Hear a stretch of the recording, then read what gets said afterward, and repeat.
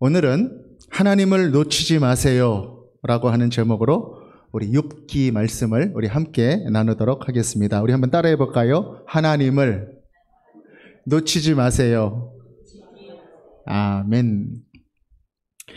사람이 살아갈 때 피할 수 없는 것이 하나가 있습니다. 바로 고난이라고 하는 손님입니다. 누구나 살면서 이 고난을 맞이합니다. 초대하지 않아도 어느 날 갑자기 찾아오는 불청객, 이유도 모르고 언제 끝날지도 모르는 고난과 고통이 우리 인생에 찾아왔을 때 우리는 질문합니다. 왜 이런 일이 하필 나에게 일어났는가? 왜 나에게 지금? 질문하고 몸부림치고 거절하고 잊으려 해보아도 여전히 그 고난과 고통은 내 곁에 있습니다. 욥의 삶이 그랬습니다. 어느 날 갑자기 찾아온 인생의 큰 고난, 그 엄청난 아픔 속에서 욥은 괴로워했습니다. 아무도 대신해 줄 수 없는 그 고통, 괴롭고 힘들어서 지르는 그 비명 같은 욥의 말이 이 욥기에 가득합니다. 많은 사람들이 욥기를 읽습니다. 여러분, 이 욥기가 많이 읽혀지는 이유가 무엇일까요? 바로 욥기가 인생 공통의 문제, 바로 고난의 문제를 다루고 있기 때문에 그렇습니다. 우리는 10월부터 우리 교회는 특별히 새벽기도 시간에 욥기를 묵상하고 있습니다. 지난 수요 토크 기도회 때 욥기 본문에 대한 묵상을 처음 시작했는데 역대급으로 많은 묵상글이 도착을 했습니다. 평상시에 한 3배 정도 되는 그 묵상글이 와서 얼마나 은혜스럽게 나눴는지 모르겠습니다. 그 이유가 뭘까? 가만히 생각해 보니까 이 욥기에 공감되는 내용이 참 많아서 그런 것이 아닐까, 그런 생각을 해보게 됩니다. 그의 그 고통도 공감이 되지만 그 고난의 이유가 뭔가 하는 그 질문 자체에 대해서도 공감이 되기 때문에 그랬던 것이 아닌가 생각을 하게 됩니다. 하나님이 인정했던 의인 욥, 그의 고난은 어떻게 시작이 되었습니까? 바로 욥기 1장, 2장에 잘 나와 있습니다. 그의 신앙에 대해서 사단이 이렇게 질문을 합니다. 까닭없이 하나님을 경외하는 자가 있겠습니까? 이렇게 질문합니다. 욥이 어떤 대가가 있으니까 하나님을 경외하는 것이다, 이렇게 질문하는 것이죠. 욥의 신앙의 수준을 갑자기 확 끌어내리는 거예요. 어떤 대가가 있기 때문에 하나님을 경외하는 것이다. 뭔가 그 축복을 거둬가면 그 신앙도 멈출 것이다 라고 하는 것입니다. 욥은 기복신앙이었다, 이렇게 참소하는 것이죠. 그러나 욥은 그의 소유가 다 사라졌어도 여전히 하나님을 바라봤습니다. 욥기 1장 20절에는 욥이 자녀와 재산을 잃었을 때 오히려 땅에 엎드려 하나님을 예배했다, 이렇게 기록합니다. 알몸으로 왔다가 알몸으로 가는 인생, 주신 이도 하나님, 거두시는 이도 하나님이시니 여호와의 이름이 찬송을 받으소서. 그렇게 욥은 하나님을 찬양하고 예배했습니다. 소유가 사라져도 신앙을 굳게 지킨 것입니다. 근데 사단은 또 두 번째 질문을 하죠. 어떤 질문입니까? 그의 살과 뼈를 쳐도 하나님을 경외하겠습니까? 그렇지 않을 것입니다. 이렇게 또 질문을 하는 것입니다. 그의 소유가 아니라 그 당사자, 그의 자아를 건드리겠다라고 하는 것입니다. 그의 육신, 그의 정신, 그 욥의 자아의 고통을 줘도 그가 하나님을 경외할 수 있겠는가? 무슨 말입니까? 결국 그의 신앙은 한꺼풀 한꺼풀 벗기다 보면 자기 자신을 위한 신앙이다, 이렇게 지금 사단은 참소하고 있는 것입니다. 그래서 욥의 인생에는 또 한 가지 알 수 없는 위기가 찾아옵니다. 온몸에 종기가 납니다. 그리고 기왓장으로 진물나는 몸을 벅벅 긁어야 하는 그러한 상황이 시작됩니다. 같이 살던 아내도 저주하고 떠납니다. 차라리 하나님을 욕하고 되져라. 그렇게 이야기하죠. 극한 육신의 고난과 마음의 고난. 그러나 욥은 여전히 하나님을 원망하지 않고 이렇게 고백합니다. 욥기 2장 10절에 우리가 하나님께 복을 받았은즉 화도 받지 않겠느냐. 욥은 여전히 하나님의 주권을 고백하고 있는 것입니다. 사실 이 욥의 이야기 속에서 이 욥이 당하고 있는 현실의 상황과 또 천상의 이야기, 이 두 이야기는 마치 옆집에서 일어나고 있는 그런 이야기 같이 보이지만 가만히 생각해 보면 이 두 가지 사이에는 건널 수 없는 간격이 있는 것입니다. 욥에 대한 모든 일의 시작은 속세가 아닌 바로 영적인 차원에서, 영계에서 이루어지고 있다라고 하는 것이죠. 사람은 절대로 그곳에서 일어나는 일을 알 수 없는 것입니다. 그 이유를 모른다는 것. 그래서 우리 고난이 힘든 것입니다. 그래도 욥은 여전히 하나님을 신뢰하는 마음으로 그 모든 것들을 다 이겨냅니다. 하나님이 내 종 욥이다. 이렇게 자랑스러워 하신 것에 걸맞게 욥은 신앙을 지켰던 것입니다. 여기서 욥기가 끝났으면 참 좋았을 텐데 여기까지는 그냥 서론입니다. 서론. 욥기 전체의 서론. 본론은 이 욥에게 친구들이 찾아오는 데서부터 시작이 되는 것입니다.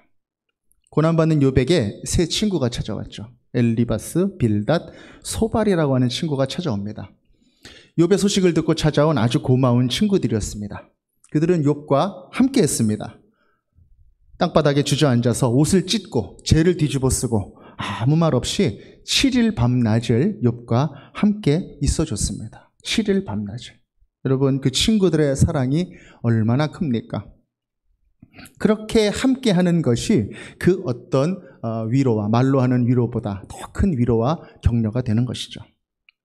그래서 그랬는지 욥의 긴장이 좀 풀리는 것이죠. 그래서 그때까지 꿋꿋하게 잘 버티던 욥이 드디어 입을 여는데 그 첫 탄성이 뭐냐? 자신의 삶에 대한 탄식을 시작하는 것입니다. 그것이 바로 3장의 시작의 내용이죠. 우리 다 같이 3장 1절로 4절까지 말씀 함께 읽겠습니다. 시작. 그 후에 욥이 입을 열어 자기의 생일을 저주하니라.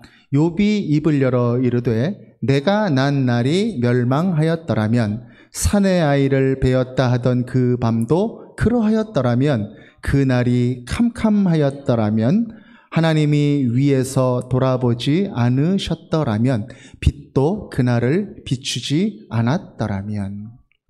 아멘이 안 나오는 말씀입니다. 욥은 말하는 것이죠. 나 괜히 태어났다.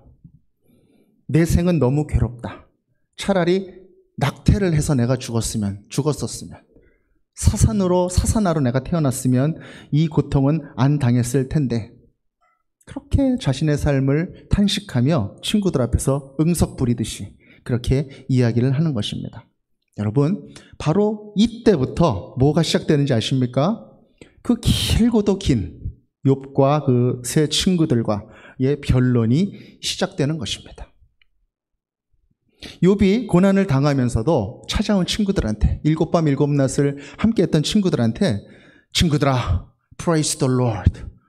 난 다 이겨낼 수 있어. 하나님이 나와 함께 계셔. 와줘서 참 고마워.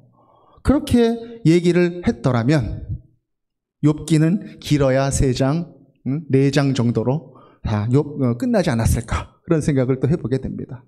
그렇죠? 룻기나 우리 요나서와 같이 그렇게 끝났을 수도 있었을 텐데 욥이 평소답지 않게, 신앙인답지 않게 친구들한테 얘기를 하니까 친구들이 듣다 못해서 그렇게 얘기를 하는 것입니다. 아니 욥, 그게 무슨 말이야? 네가 고난을 당하는 것은 무슨 이유가 있으니까 그런 것 아니겠어? 회개할 일이 있으면 얼른 회개하여라. 이렇게 시작된 욥과 세 친구들의 논쟁이 계속 이어집니다. 이 내용이 바로 이 욥기의 주요 줄거리입니다. 그 이후로 자그마치 35장에 걸쳐 긴 그 욥기의 내용들이 바로 이 욥과 친구들의 변론으로 채워지는 것이죠. 이렇게 구성된 욥기는요, 크게 세 부분으로 나눠집니다. 1장, 2장의 그 서론, 그리고 3장부터 41장까지가 그 하나님의 나타나심까지 포함한 본론의 말씀이고요.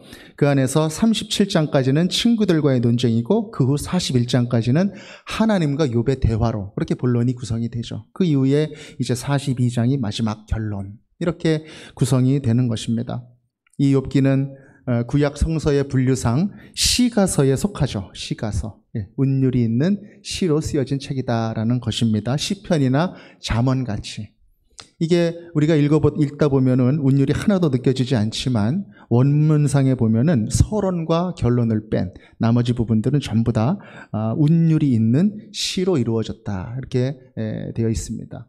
그리고 대화체 서사시다, 이렇게 말씀드릴 수 있는 것이죠. 이 운문으로 되어 있는 부분이 다 친구들과 논쟁하는 얘기다, 그런 뜻이죠. 참 많죠. 네. 오늘 설교를 준비하면서 제가 이 욥기를 다시 한번 정독하면서 깊게 한번 읽어봤습니다. 그런데 그런 생각이 들었습니다. 왜 욥기에는 이렇게 논쟁하는 기록을 많이 적어 놓았을까? 욥이 친구들과 언쟁을 했지만 결국 회복되어서 잘 살았다, 그게 결론인데 중간에 35장이나 되는 긴 이 변론의 이야기들을 꼭 기록해야만 했을까? 그런 질문이 들었습니다. 여러분들 어떻습니까? 꼭 기록해야만 했을까요? 네, 꼭 기록해야만 했습니다. 그 이유는 그 긴 변론을 통해서 하나님께서 느끼게 하고 싶으셨던 것이 있고 그 하나님께서 주시고자 하는 메시지가 있었기 때문에 그렇습니다. 이 욥기의 긴 변론은요, 소위 지혜에 대한 변론입니다. 지혜. 그래서 이 욥기가 지혜 문학에 속한다고 이야기하는 것이죠. 당시의 사람들의 신학과 그 신앙에 들어있는 하나님에 대한 지혜를 우리는 이 욥기를 통해서 엿볼 수 있는 것입니다. 고난이라고 하는 주제에 대해서, 그리고 고난을 극복하기 위한 모든 상황들에 대한 해석과 조언들에 대해서, 그리고 주권자 하나님에 대한 그 당시 사람들의 생각들이 이 안에 들어있는 것이죠. 이 본문이 긴 이유는 욥기의 주제가 단순한 해피엔딩이 아니라 욥기 전체를 통해서 이 고난이라고 하는 것의 의미와 하나님에 대한 보다 깊고 심오한 지혜를 가르쳐주고자 하는 목적이 있었기 때문에 이 욥기가 길게 기록이 된 것입니다. 이유를 모르는 고난 속에 있는 욥, 그 욥을 이제 3명의 친구들이 찾아와서 자신들의 신학과 자신들의 경험에 비추어서 그렇게 각각 이야기를 시작합니다. 첫째 친구, 대만 사람 엘리바스라고 하는 친구인데 이 친구는 도덕주의자입니다. 도덕주의자. 뭐라고 얘기합니까? 내 고난은 내 죄 때문이다, 그렇게 이야기를 하는 것이죠. 소위 인과응보의 신앙입니다. 함께 욥기 4장 7절에서 8절 읽겠습니다. 시작. 생각하여 보라. 죄 없이 망한 자가 누구인가? 정직한 자의 끊어짐이 어디 있는가? 내가 보건대 악을 밭갈고 독을 뿌리는 자는 그대로 거두나니. 역시 또 아멘이 안 나오는 그런 말씀이죠. 생각해봐라. 네가 지은 죄가 없는데 이런 고난을 받고 있겠느냐? 그렇게 이야기하는 것입니다. 사실 이런 생각들 많이 하죠. 어떤 분들 그래요. 길 가다가 돌뿌리에 걸려서 딱 넘어지기만 해도 내가 무슨 죄가 있어서 이렇게 넘어지나. 힘들고 어려운 일 있으면 내가 죄가 많아서 그런가 보다. 그뿐 아니라 다른 사람들의 고난 앞에서도 대놓고 이야기는 못할지라도 천벌받았네, 천벌받았어. 이런 이야기들을 또 생각들을 하게 되는 것이죠. 이 엘리바스라는 친구의 말은 욥의 마음을 깊이 찌르게 되는 것입니다. 두 번째 친구, 수아 사람 빌닷이라는 친구는 전통주의자입니다. 전통에 근거한 신앙에 의지해서 이 욥에게 조언하고 있습니다. 다시 하나님께 회개하고 돌아와라. 그러면 너의 처음은 미약하였지만 나중은 창대할 것이다. 그렇게 이야기하는 것이죠. 욥기 8장 6절에서 8절 함께 읽겠습니다. 시작. 또 청결하고 정직하면 반드시 너를 돌보시고 내 의로운 처소를 평안하게 하실 것이라. 내 시작은 미약하였으나 내 나중은 심히 창대하리라. 청하건대 너는 옛 시대 사람에게 물으며 조상들이 터득한 일을 배울지어다. 아멘. 너는 옛 사람에게 물으며 조상들이 터득한 일을 배울지어다. 그리고 청결하고 정직하면 반드시 너를 돌보실 것이다. 이 빌닷이라는 사람의 말을 가만히 읽어보면 그가 생각하고 있는 복은 이 물질적인 풍요만을 이야기하고 있다는 것을 보게 됩니다. 물질적인 축복관을 가지고 있었던 것이죠. 그래서 욥의 처지를 복이 실종되었다. 그렇게 해석을 한 것입니다. 그래서 끊임없이 욥에게 회개를 촉구했었던 것이죠. 세 번째 친구 나아마 사람 소발이라고 하는 친구는 신비주의자였습니다. 이 소발 역시 고난을 죄의 결과라고 단정을 지었습니다. 그래서 욥이 자기 죄를 인정하지 않고 마치 나는 지혜로운 사람이다 이렇게 이야기하는 것은 심각한 문제다. 그렇게 이야기하면서 욥에게 화를 냅니다. 다 같이 욥기 11장 6절 7절 말씀 함께 읽겠습니다. 시작. 지혜의 오묘함으로 내게 보이시기를 원하노니 이는 그의 지식이 광대하심이라. 하나님께서 너로 하여금 너희의 죄를 잊게 하여 주셨음을 알라. 내가 하나님의 오묘함을 어찌 능히 측량하며 전능자를 어찌 능히 완전히 알겠느냐. 아멘. 하나님의 오묘한 지혜가 있다. 그리고 그 지혜가 나에게는 있다. 욥, 너도 그 지혜를 얼른 받아들이고 다시 축복의 자리로 나와라. 그렇게 친구 소발은 하나님에 대한 자신의 생각으로 욥의 마음을 아프게 하는 것이죠. 가만히 이 세 친구들의 말을 부분 이렇게 읽어보면 하나도 틀린 말은 없습니다. 하나님에 대해서 아주 훌륭한 그런 고백들로 채워져 있다. 이렇게 말씀을 드릴 수가 있습니다. 그런데 이 모든 친구들의 말은 어떤 전제 위에 서 있냐면 욥이 죄를 지어 징계를 받고 벌을 받고 있는 것이다 라고 하는 그 전제가 깔려있는 고백인 것입니다. 사실 그건 아니거든요. 1장 2장에서 우리는 그것을 하나님은 미리 알려주고 이 이야기를 시작하셨습니다. 그것은 무엇입니까? 하나님에 대한 고백이 있지만 그 안에 자기의 판단이 같이 들어있는 거예요. 부분적이고 잘못된 자신의 생각이 같이 들어있는 것입니다. 그렇기 때문에 전체적으로 그들의 말은 틀린 말이 되는 것입니다. 중동 사람들이 참 말 많은 건 제가 잘 알고 있는데 이 친구들 간의 대화가 참 길고 치열합니다. 여러분 어떻습니까? 우리 주변에 고난당하고 있는 사람들 여러분 위로하러 찾아가시고 그러잖아요. 그럴 때 여러분 어떻게 하십니까? 방문도 하시고 위로도 하고 격려도 하고 그런 모습들이 있지만 또 한편으로는 그들이 당하고 있는 그 그 고난에 대해서 해석하려고 그러고 또 조언하려고 하는 그러한 모습이 바로 우리들에게 있는 것이죠. 바로 욥의 친구들의 모습이 바로 우리의 삶 속에 있는 우리들의 모습이 아닌가 한번 돌이켜보게 되는 것입니다. 욥의 친구들의 이 긴 변론 속에 나타난 그의 태도를 우리의 삶 속에 한번 비추어 보았을 때 어떠한 모습이 나타나게 되는가? 첫 번째, 말로 아픔을 주는 모습입니다. 말로. 이 친구들이 욥에게 조언하는 이 말들을 보면 하나같이 그 말에 가시가 달려 있습니다. 개역개정 성경 말고 우리말 성경으로 한번 읽어보면 아주 적나라하게 나타납니다. 그게. 한번 예를 들어보면 이렇습니다. 욥기 11장 4절에서 5절 우리말 성경으로 되어 있는데 제가 한번 읽어보겠습니다. 자네가 내 주장은 순수하고 나는 주가 보시기에 깨끗합니다 하는군. 그러나 하나님께서 말씀하시고 그 입술을 열어 자네를 치시기를 빌 뿐이네.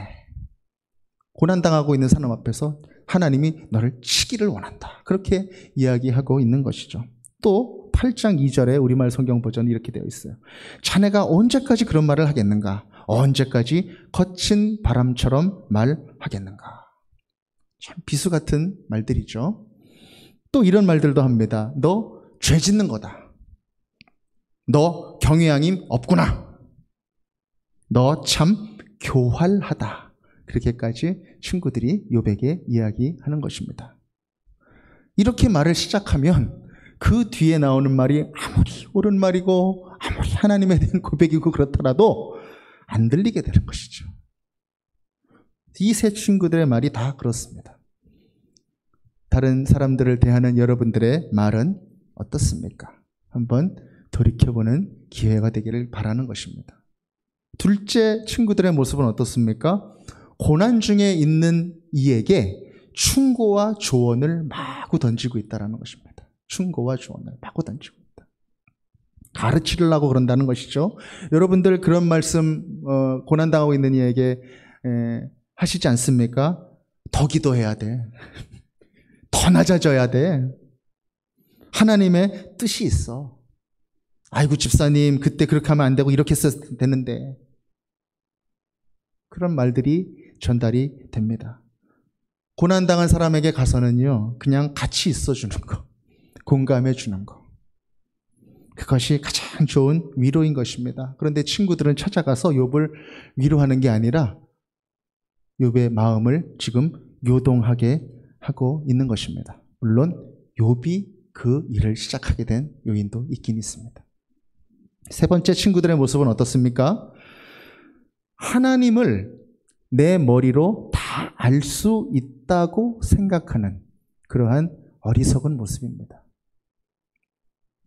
자기 생각의 틀에 담긴 하나님이 하나님의 모든 모습인 것처럼 확신하고 주장하고 토론하고 논쟁하는 그러한 모습이 되는 것이죠. 그러한 신앙적인 주장은 때로는 폭력이 되는 것입니다. 그것은 바로 이 욥의 친구들의 모습인 것이죠. 우리들의 삶에 혹시 그런 모습은 없는지 한번 돌이켜보는 기회가 되기를 바라는 것이죠. 저는 군에서 하나님을 다시 뜨겁게 다시 만난 이후로 신앙인으로서 또 직장인으로서 살면서 여러 크고 작은 자리에서 신앙에 대해서 사람들과 개인적으로 이렇게 대화를 나누는 시간이 기회가 많이 있었습니다. 제가 이렇게 물어보기도 하고 또 저에게 이렇게 누가 와서 물어보기도 했습니다. 그 중에는 정말 진지하게 질문하는 그런 사람들도 있었고 어떤 분들은 좀 공격적으로 이렇게 저에게 질문하는 그런 분들도 있었습니다. 그런데 그분들과 함께 이야기를 하다 보면 간혹 가다가 이렇게 조금 토론 비슷하게 그렇게 이야기가 진행이 되는 경우들도 있었습니다. 그런데 가만히 그런 경우들을 지나보면 내가 토론을 해서 그 사람을 논리로 이긴다 그래가지고 그 사람이 믿음이 생기는 게 아니더라고요. 믿음은 이성으로 논리로 설득해가지고 오는 게 아니더라는 것이죠. 믿음은 언제 생기느냐? 사람이 진실된 마음을 만나서 감동을 받을 때 그 믿음이 생기더라는 것입니다. 진짜 사랑을 만나고 진리를 만나서 그 사람의 마음이 무너지면 그 무너진 자리에서 새싹같이 피어나는 것이 바로 믿음이다라고 하는 것입니다. 여러분, 신앙에 대해서 이야기를 할 수밖에 없죠. 우리가 신앙인으로 드러나니까. 그러한 자리에서 혹시 조금이라도 언성이 높아지고 토론하는 그런 자리가 시작이 된다면 여러분 적당한 시점에서 여운을 남기고 중단하시기를 바랍니다. 아, 그러시군요. 네, 잘 알겠습니다. 그리고 제 말도 한번 집에 가셔서 한번 생각해 보시면 좋겠습니다. 이 정도로. 그 사람이 집에 돌아가서 혼자 있을 때 내가 했던 그 말이 탁 생각이 나가지고 혼자 있을 때 다시 한번 되뇌어 볼 수 있을 정도의 조언과 충고, 이야기, 거기까지가 딱 좋은 것입니다. 그리고 그분에게 진심 어린 격려와 관심과 사랑을 계속 보내주십시오. 그것이 바로 그분에게 내가 복음의 통로가 되는 길인 것입니다. 욥의 친구들처럼 자기의 주장으로 막 설득하려고 그러고 주장하고 막말까지 그렇게 하는 것은 옳지가 않은 것입니다. 오히려 그것은 복음의 길을 막는 일이 될 수가 있는 것입니다. 지혜 있는 것 같았었던 욥의 친구들, 그러나 그들은 사실은 지혜가 없는 사람이었습니다. 전혀 그 욥의 배후에서 일어나는 일들을 몰랐던 것이죠. 그런데 다 아는 것처럼 그 친구들의 이야기를 보면 무지한 인간들이 얼마나 서로에게 상처를 줄 수 있는지를 여실히 보여주고 있는 것입니다. 먼저 말씀을 드렸듯이 욥에 대한 일은 이 세상이 아닌 하나님의 차원에서 이루어지고 있는 일입니다. 그래서 인간의 지혜가 다다를 수 없는 곳입니다. 그래서 말씀이 보여주는 만큼만 우리가 알 수 있는 것이죠. 그것은 어땠습니까? 1장 2장에서 마치 재판장과 같은 것, 하나님의 아들들도 있었고 사단도 있었습니다. 그리고 그 모든 상황들을 철저하게 주관하고 계시는 우리 하나님 아버지께서 좌정하고 계셨습니다. 그리고 마치 법정에서 참소하고 고소하는 그러한 검사 역할처럼 마치 우리의 신앙을 헷갈리게 만들고 유혹하는 그러한 사단의 역할이 그 자리에 있었다라고 하는 것이죠. 이 모든 것들이 영계에서 이루어지고 있는 그런 일들이다. 우리는 알 수 없는 일이다라고 하는 것입니다. 그래서 우리는 우리의 기준에 맞추어서 하나님을 해석하려고 그러고 우리의 생각의 틀에 그 모든 것들을 집어넣어서 생각하려고 하는 것이죠. 토론하고, 그래서 논쟁하고, 그래서 아픔이 생기고 또 갈라짐이 생기고 하나님의 진짜 마음과는 점점 멀어지게 되는 그런 것이 일어나게 되는 것입니다. 그래서 어떻게 됩니까? 내 말 안에는 하나님은 사라지고 하나님에 대한 내 생각, 내 주장이 되어버린 지식들만 남게 되는 것입니다. 욥과 친구들이 그랬습니다. 우리들의 삶의 자리는 어떠한가? 우리들이 속해 있는 모임은 어떠한가? 하나님의 임재는 사라지고 그냥 나의 주장만 남아있는 그런 곳은 아닌가? 그래서 정말 찾아오는 고난들을 내가 이길 수 없고 오히려 그 고난 속에 파묻혀버리게 되는 그런 일들이 일어나고 있지는 않은가? 우리가 돌이켜봐야 된다는 것입니다. 사랑하는 여러분, 하나님을 잃어버리면 다 잃어버리는 것입니다. 힘든 고난이 찾아와도 하나님을 잃어버리지 않고 하나님 앞에 내가 겸손히 설 수 있다면, 그분을 향해서 내가 예배하는 예배, 경배와 찬양의 손을 올릴 수 있다면 거기에는 바로 소망이 있는 것입니다.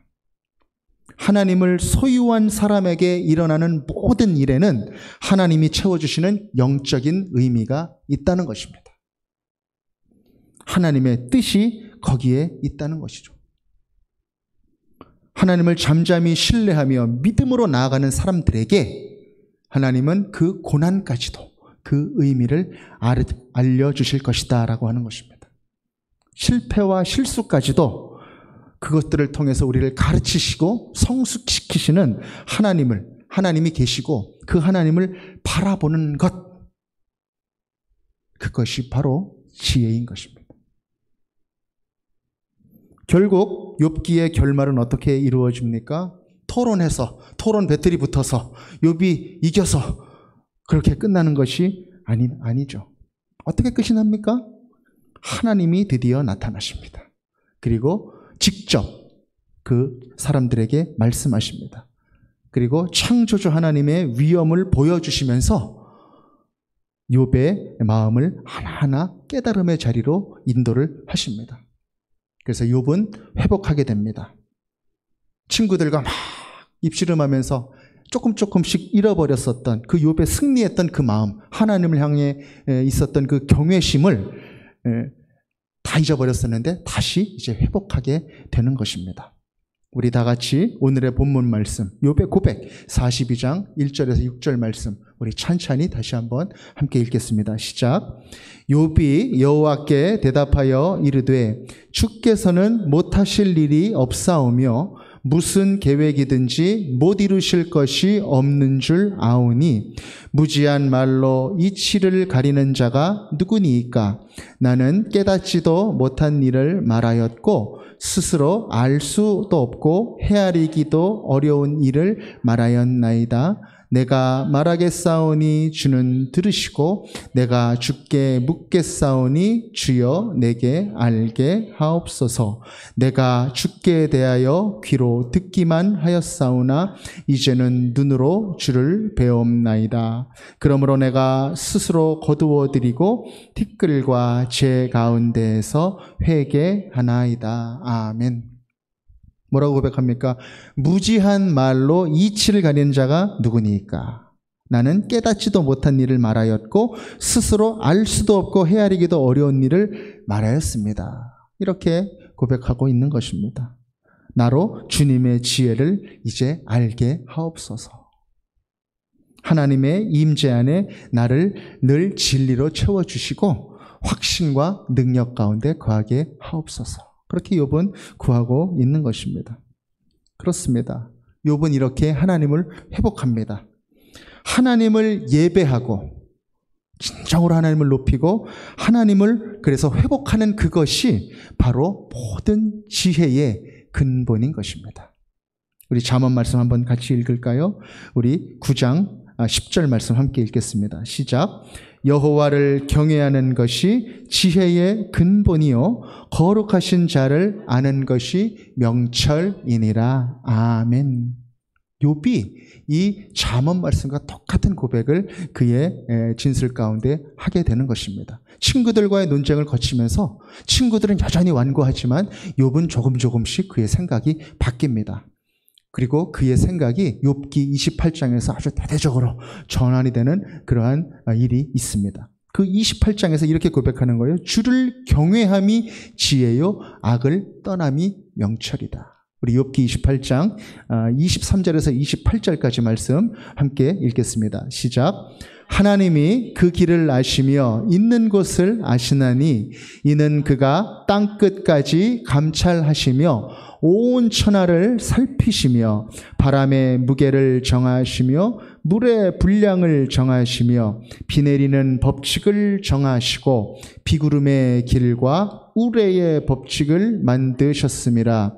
그때에 그가 보시고 선포하시며 굳게 세우시며 탐구하셨고 또 사람에게 말씀하셨도다. 보라, 주를 경외함이 지혜요 악을 떠남이 명철이니라. 아멘. 보라, 주를 경외함이 지혜요 악을 떠남이 명철이다. 이렇게 욥은 고백하고 있는 것입니다.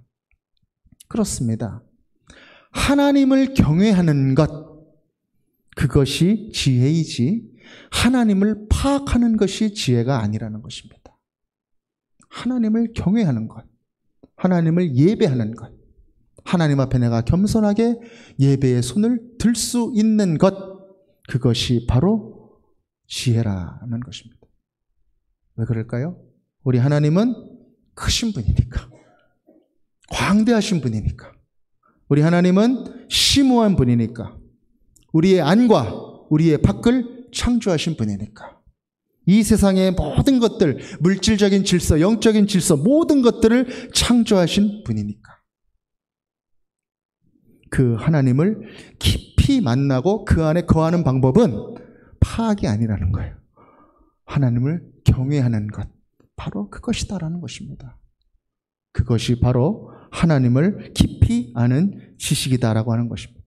지혜라는 것입니다. 그래서 잠언도 그렇게 얘기하고 지금 욥도 그렇게 고백하고 있는 것입니다. 그래서 이 욥이 항변의 자리에서 하나님을 바라보는 그 겸손의 자리로 나아가고 친구들과 막 짜증스럽게 이야기했던 그 자리에서 깨달음과 겸손과 화해의 자리로 나아갈 수 있게 된 것입니다. 어떻게 해요? 하나님을 경외하게 되었기 때문에, 예배하게 되었기 때문에 그렇게 된 것입니다. 사랑하는 여러분, 이 욥의 이야기는 그가 잃어버렸던 재물을 다시 원상복귀됐기 때문에 해피엔딩이 아닙니다. 이 욥의 이야기가 해피엔딩인 이유는 그가 하나님을 다시 회복하였기 때문에 그가 이것이 해피엔딩이 되는 것입니다. 욥이 친구들과의 그 허탄한 변증 속에서 하나님과 점점 멀어졌을 때 그들 모두에게는 위기가 찾아왔던 것입니다. 무엇이 그들을 위기로 몰고 갔을까요? 고난이 욥을 위기로 몰고 가지 않았습니다. 하나님이 없는 하나님에 대한 토론, 하나님이 없는 하나님에 대한 지식, 그것들이 그들을 위기로 몰고 갔던 것입니다. 긴 욥기의 내용은 바로 그것을 우리에게 알려주고 있는 것입니다. 사랑하는 여러분, 그 어떤 상황과 조건 속에서라도 우리 하나님을 놓치지 마시기 바랍니다. 하나님을 예배하시기 바랍니다. 혼자 있는 자리에서도 우리 하나님께 예배하는 손을 높이 드십시오. 그분에게 붙들림을 받기를 간절히 바라는 것입니다. 무지한 말로 하나님을 가리는 것이 아니라 하나님의 진리 안에 믿음으로 거하는 그런 사람들이 되기를 바라는 것입니다. 경외하는 마음으로 하나님의 마음과 여러분의 마음을 하나로 굳게 묶어야 한다는 것입니다. 지난주에 한 권사님의 소천 소식을 제가 들었습니다. 새벽기도 시간에 오랫동안 우리가 함께 중보해 왔었던 한 권사님입니다. 전에 섬기던 교회에서 함께 신앙생활하던 남자 권사님의 아내 권사님입니다. 그 남자 권사님, 남편 권사님이 고난을 당했습니다. 정말 힘들게 그런 고난의 자리에 있을 때 이 아내 권사님은 마음고생을 하면서도 항상 하나님을 향한 그 마음을 잃지 않았던 그런 권사님이었습니다. 고난 중에 저에게 찾아와서 그 마음을 나누시고 기도 부탁을 하는데 제가 그 이야기를 들어보면 그렇게 힘든 상황일 수가 없어요. 참 억울한 상황, 오해받고 있는 상황, 두려운 상황. 게다가 남편 그 고난을 당하고 있는 그 과정 중에 이 아내 권사님이 병까지 찾아온 겁니다. 이 병을 수술을 받는데 또 의료사고가 나요. 그래서 참 그 이후에도 고생이 지속되는 그러한 어려움 가운데 있었는데 그래도 찾아오셔가지고 그렇게 얘기하시는 거예요. 목사님, 하나님의 깊은 뜻이 있음을 굳게 믿습니다. 남편이 더욱더 기도하고 주님과 이 일을 통해서 더 가까워지고 있습니다. 늘 감사하는 마음으로 살아갑니다. 그렇게 계속 고백을 하시는 거예요. 진지하게 그렇게 고백을 하시는 그 권사님 앞에서 제가 오히려 은혜를 받았습니다. 마침내 그 기도의 응답이 이루어져서 모든 고난이 끝났는데 이 권사님, 여자 권사님은 병환이 더욱더 깊어졌습니다. 다른 가정의 조건들은 다 회복이 됐는데 그래서 결국 지난주 금요일이죠. 하나님의 부름을 받게 되었습니다. 그래서 제가 위로차 조문을 가서 남편 권사님과 아들, 딸 같이 부둥켜 안고 이렇게 이야기를 하는데 그 남편 권사님이 같은 말씀을 하시는 거예요. 눈물을 흘리시면서 목사님, 이 모든 일에 하나님의 뜻이 있다고 굳게 믿습니다. 그러면서 눈물을 줄줄줄 흘리시는 거예요. 그 가정 가운데 변함없이 하나님께서 인도하고 계심을, 하나님의 사랑이 함께하고 계심을 굳게 믿습니다. 그리고 하나님의 그 변함없는 자비가 그 가정 가운데 고난의 때든지 그 고난의 때를 지난 상황이든지 하나님께서 그 가정을 그 자비로 굳건하게 붙들어 주실 것을 굳게 믿고 기도드리게 되는 것입니다. 하나님의 뜻이 있다라고 고백하는 그 고백이 그 가정 가운데 있는 한 우리가 지금은 그 뜻을 알 수 없어도 하나님을 경외하는 그 마음으로 하나님께 나아갈 때 하나님께서는 그 모든 것의 의미를 알려주시고 승리할 수 있도록 인도해 주실 것이다 라고 하는 것입니다. 사랑하는 여러분, 우리 하나님께서 보고 싶어하는 그 사람은 누구입니까? 사단은 그렇게 말했습니다. 까닭없이 하나님을 경외하는 사람이 있겠습니까? 하나님은 그렇게 말씀하십니다. 있다! 우리 사랑하는 자녀들이 그렇다. 조건 없이 나를 경외하는 사람들이다. 그리고 또 하나님은 보고 싶으신 것입니다. 이유를 모르는 그 고난 가운데 있어도 변함없이 하나님을 바라보는 그 자녀들. 그래, 사랑하는 우리 아무개 집사는 그렇게 네가 얘기하는 것처럼 낮은 신앙의 사람이 아니야. 우리 사랑하는 아무개 권사는 언제나 나를 바라보는 딸이고 아들이야. 시험이 있고 고난이 있고 그 어려움이 찾아오더라도 그 마음은 흔들리지 않을 거야. 그렇게 하나님은 그 자녀들을 자랑스러워하고 싶으시다는 것입니다. 그리고 이 욥기를 통해서 하나님은 말씀하시는 것입니다. 그 높은 신앙의 수준까지 우리를 초대하시는 것입니다. 조건에 휘둘리지 않는 신앙, 그리고 나의 자아의 고통에 휘둘리지 않는 신앙, 하나님만 바라보며 나아가는 그 신앙으로 우리 모두를 초대하고 계시다라는 것입니다. 하나님이 우리 교회를 보실 때도 같은 마음이 아니실까 생각합니다. 흔들리지 않는 신앙의 길, 고난과 어려움이 있어도 변함없이 끊임없이 하나님만 바라보며 나아가는 그 모습을 우리 공동체를 하나님께서 그 마음으로 바라보고 계시다라는 것입니다. 사랑하고 존경하는 여러분, 하나님의 초대에 기쁘게 응답하시지 않겠습니까? 그런 신앙으로 살아가겠습니다. 그런 신앙으로 나아가겠습니다.